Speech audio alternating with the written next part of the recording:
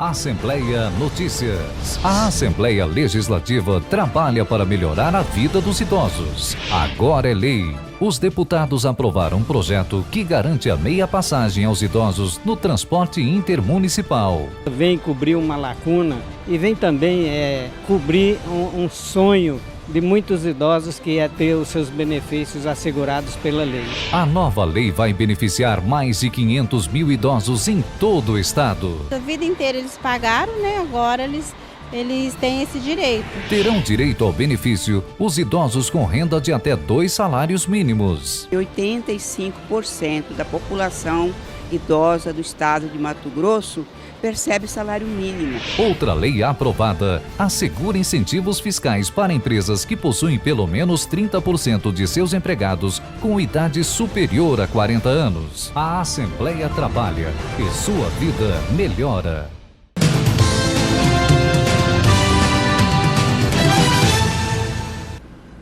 Olá, seja bem-vindo a mais uma entrevista aqui pelo RDTV. Hoje nós vamos conversar com João Dornelles, ele é Master Coach. Olá, João, seja bem-vindo. Olá, muito obrigado. Obrigado pelo convite em estar aqui. Prazer. João, já vamos desmistificar o que é coach. É uma palavra que está muito em evidência. Você acessa ali uma rede social, tem alguma coisa falando a respeito. O que é coaching, exatamente? Fato. Como a gente estava conversando, o coaching tem muita ideia ainda, muitas pessoas ainda ficam tentando entender o que é o tal do coaching, né? De 2005 para cá, o coaching começou a aparecer no Brasil, geralmente aparece nas capitais primeiro, depois vai invadindo o resto do país, não é? E agora está cada vez mais em evidência, cada vez mais pessoas falam desse assunto. Basicamente, coaching, ou o coach, né, é um profissional que ajuda pessoas a alcançarem objetivos específicos.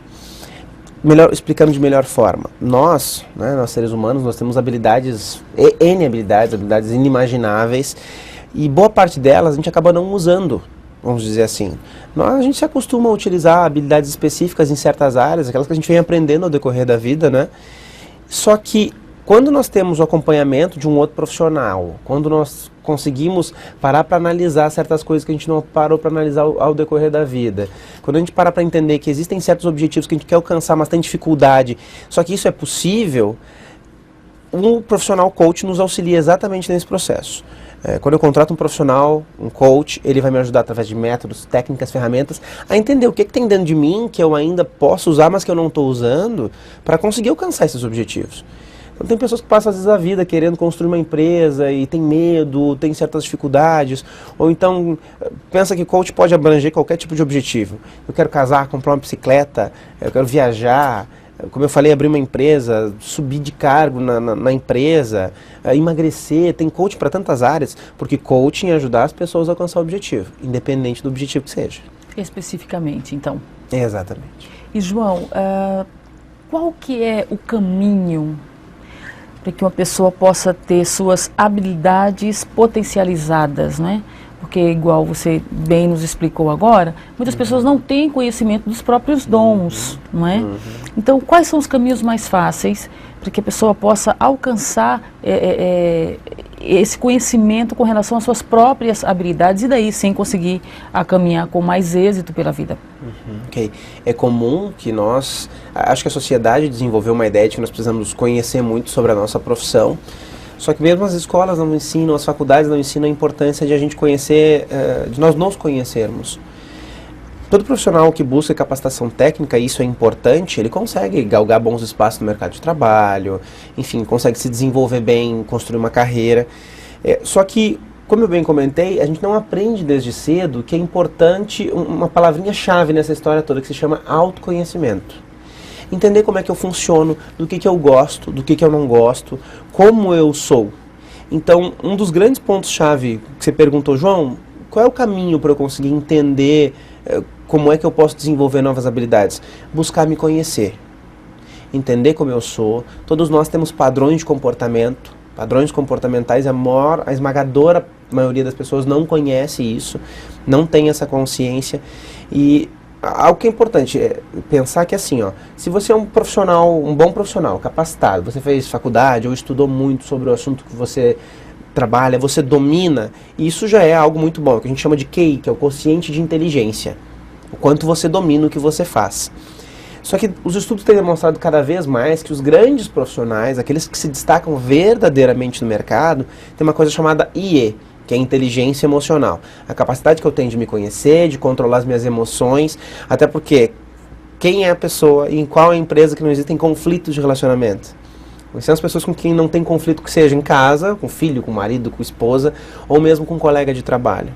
Então, para eu conseguir me conhecer, evoluir como ser humano, eu preciso disso. Eu preciso ter essa inteligência emocional, conhecer a parte técnica, mas sim entender o que me incomoda, qual é a melhor forma de eu agir com as pessoas, conhecer um pouco de comportamento humano. Tudo isso me ajuda a começar a olhar mais para dentro de mim mesmo e entender o que eu posso, o que tem guardado aqui dentro, né, que eu posso usar a meu favor. Como desenvolver essa inteligência emocional? Várias formas. Tá? Primeiro, leitura. Eu, durante um certo tempo, fui um crítico até dos livros de autoajuda. Porque eu dizia, eu tinha lido alguns livros de autoajuda e dizia, não, isso não funciona. E aí eu comecei a entender que, uma coisa que é verdade, um livro de autoajuda, ele é uma teoria que deu certo para o autor, né? Não significa que vai dar certo para todo mundo. Então, isso quer dizer que as pessoas então não devem ler mais livros de autoajuda? De forma alguma. E era isso que eu pensava, era isso que eu falava. Mas aí eu comecei a ler mais livros de autoajuda. E eu comecei a perceber que, aquele livro de autoajuda que eu li não serviu, não tinha muito a ver comigo, eu não consegui colocar em prática aquilo que eu li. Legal, vou buscar outras abordagens sobre aquele mesmo assunto, porque algo vai ter que eu vou conseguir aplicar. Então uma das formas de eu desenvolver a inteligência emocional é essa. Leia muito. Hoje eu busco ter uma média aí de leitura de pelo menos 12 livros por ano, então um livro por mês. Enfim, porque esse conteúdo ajuda na sua linguística, ajuda na didática, conhecimento, inteligência, mas principalmente inteligência emocional. Quando eu leio muito, principalmente sobre livros de autoajuda, sobre o ser humano, sobre comportamento, eu vou refinando o meu conhecimento sobre mim mesmo, sobre as pessoas, como é que os outros se comportam. Isso acaba ajudando demais nos relacionamentos, relacionamento interpessoal, casamento, relacionamento com filho, para quem é pai e mãe e é responsável pela construção de quem o seu filho vai ser. É importante conhecer um pouco disso. E essa é uma forma mais barata, vamos dizer assim, mais acessível a todas as pessoas. Além disso, existem muitos treinamentos de autodesenvolvimento. O próprio coaching que você me perguntou, fazer uma formação em coaching, passar por um treinamento de líder coach, contratar um profissional coach que te ajude a entender um pouco mais os seus comportamentos, evoluir, te permitir descobrir certas coisas que você não conhece sobre você. Estudo, por exemplo, outro trabalho que eu faço, Enneagrama, outro assunto que fala sobre padrões comportamentais. O Enneagrama fala de 9 padrões comportamentais. Então fazer um treinamento sobre isso ajuda muito a você se conhecer. Enfim, buscar treinamentos, capacitações, estudos, desenvolvimentos, leituras que te levem a se conhecer um pouco mais. O que diferencia ou o que leva uma pessoa ao fracasso e ao sucesso? Por que eu pergunto? Porque os nossos pais, avós, eles você nasceu para o sucesso, tal pessoa nasceu para o sucesso, tal pessoa nasceu para o fracasso. É correto falar isso? Existe pessoas assim? Ou essa questão de fracasso e sucesso é somente uma escolha ou os caminhos que você toma pela vida? Sem dúvida isso não existe. Uma pessoa nasceu para ter sucesso ou para fracassar. Todos nós nascemos para termos sucesso, para termos amor, para ter uma vida feliz e plena. Até porque sucesso é uma coisa muito subjetiva, né? O que é sucesso para você? Sucesso para você pode ser uma coisa, para mim pode ser outra, né? Então é extremamente relativo. Hoje eu ministro formações em coach, ou seja, eu sou um profissional que forma profissionais coaches no mercado e faz parte do IBC, o Instituto Brasileiro de Coach, a maior referência em coach hoje no Brasil. E lá a gente fala uma frase, uma teoria que eu acho muito interessante, que diz assim: o fracasso é um estado de espírito e o sucesso é um estado de ação.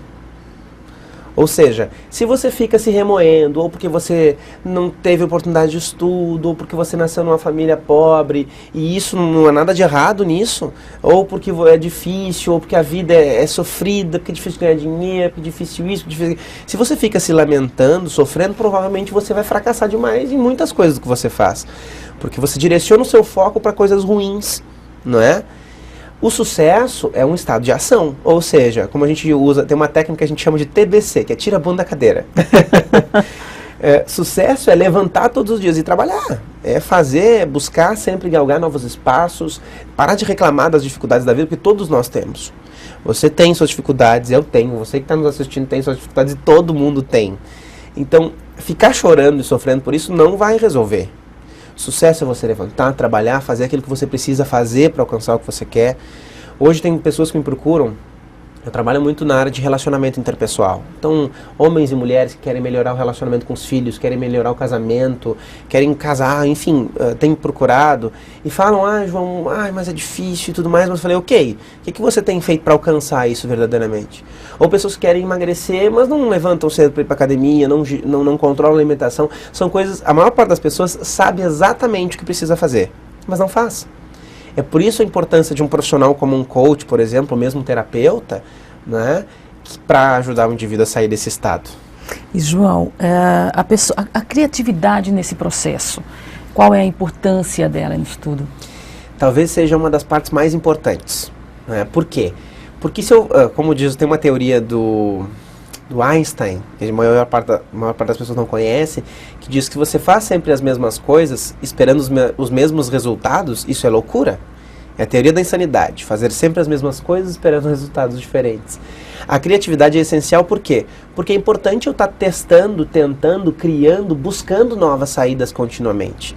Se eu fui por um caminho, se eu li um livro de autoajuda, como eu acabei de comentar, e aquilo não me ajudou, ok, eu preciso buscar, criar algo novo que vai me ajudar a encontrar um novo caminho. Se eu tentei montar uma empresa, ou é que nem um relacionamento, quando você tenta um relacionamento ele não dá certo, no início a gente acredita que é para a vida inteira e esse é o desejo. Mas é comum às vezes não acontecer. Você vai buscar um outro relacionamento depois, não vai? E com empresa, com carreira, com qualquer outro objetivo é igual. Eu tive um caminho, não deu certo, ok, é importante eu aprender com aquilo que eu fiz, entender o que deu certo, o que deu errado, o que eu posso usar na minha próxima experiência e tentar de novo. Não é? Dizem aí que o criador da lâmpada, o Edison, Thomas Edison, tentou 1000 vezes e não conseguiu, 1300 vezes até conseguir. Imagina se ele tivesse desistido. Talvez a gente não teria luz hoje, mas ele, após cada derrota, ele foi tentar uma nova saída. Então, ser criativo, encontrar novas maneiras, novas saídas é crucial. Com relação aos relacionamentos interpessoais que você citou há pouco, quais são as principais áreas de conflito? Quando as pessoas chegam até você, quais são as reclamações mais comuns nesse sentido? É quase 100% a mesma coisa. Eu quero mudar o outro. Eu quero mudar o seu jeito de ser, porque eu não gosto de alguma coisa que você faz, ou eu não gosto da forma como o outro me trata, ou como ele fala comigo, ou eu não gosto que meu marido deixa a toalha em cima da cama, ou eu não gosto que a minha mulher fica me incomodando, eu não gosto que os meus filhos são desorganizados, bagunceiros, o meu colega de trabalho não tira as minhas coisas do lugar e não coloca. Ou seja, as maiores motivações de conflito é o jeito do outro que não é igual ao nosso jeito. E isso é normal. Há pouco eu disse que as pessoas têm padrões de comportamento diferentes. O meu padrão talvez seja diferente do seu e que talvez seja diferente de outras pessoas.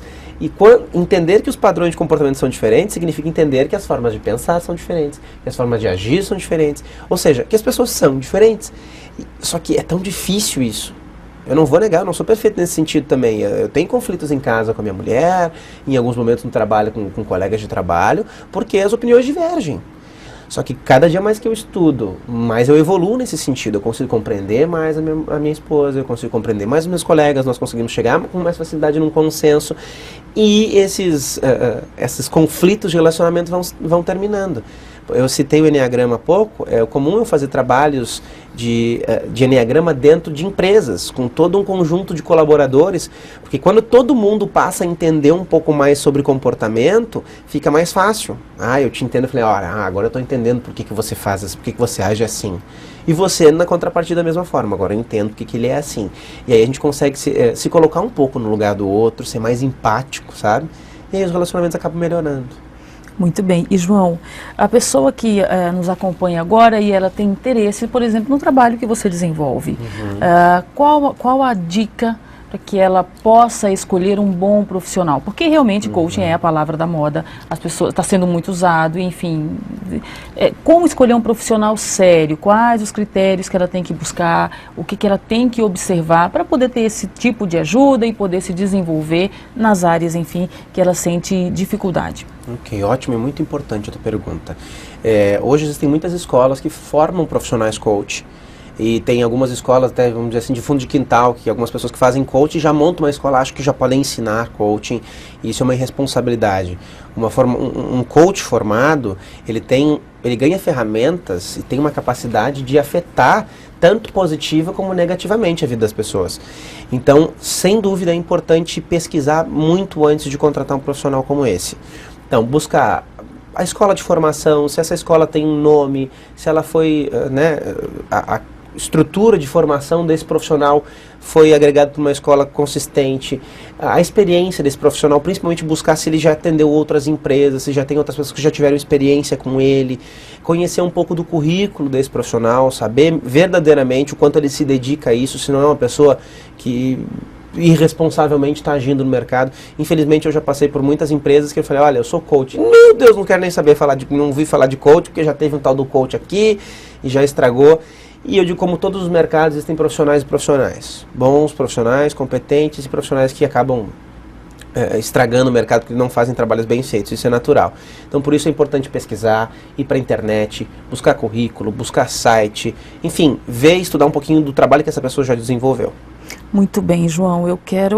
Nós vamos finalizar o nosso tempinho aqui de fala, mas eu quero convidá-lo para que numa outra oportunidade você volte também, porque você também é hipnoterapeuta, também trabalha com hipnose, é isso mesmo? Exato. E é um assunto, como a gente estava comentando antes de iniciarmos a entrevista, é um assunto abrangente. Então eu já quero estender o convite para que você volte numa outra oportunidade e a gente possa então abordar esse assunto. Sem dúvida, será um prazer voltar, foi um prazer poder estar aqui com você. Se você me permite a oportunidade de divulgar o meu site aí, está em construção aí no www.joaodornelles.com.br.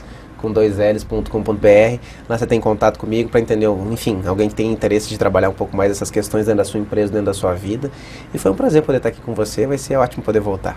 Muito bem. E você ir de casa é isso, tem que se usar de todos os mecanismos para que possa se melhorar cada vez mais em todas as áreas e sentidos, viu? Uma delas é acessando o nosso site e se mantendo bem informado, rdnews.com.br/rdtv.